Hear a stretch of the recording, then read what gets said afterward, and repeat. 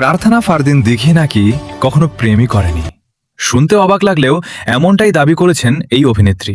কিন্তু আমার দাবি, যদি কোনোদিন প্রেম করার সুযোগই না পায়, তাহলে তার পাহাড় দুটো এত বড় হলো কিভাবে, আর দিঘি থেকে সাগর হলো কিভাবে? চলুন এখন জেনে নেওয়া যাক পুরো ঘটনা।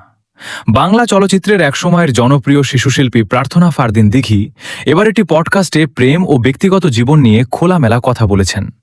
উপস্থাপক জানতে চান, এ পর্যন্ত কয়টা প্রেম করেছেন? জবাবে দিঘি বলেন, আমি ওভাবে কখনো প্রেম করিনি। এরপর আবার প্রশ্ন করা হলে তিনি বলেন, আমি আসলে প্রেম করার সুযোগই পাইনি। দিঘির ভাষ্য, স্কুল জীবন থেকেই তিনি কঠোর পারিবারিক নিয়ন্ত্রণে ছিলেন।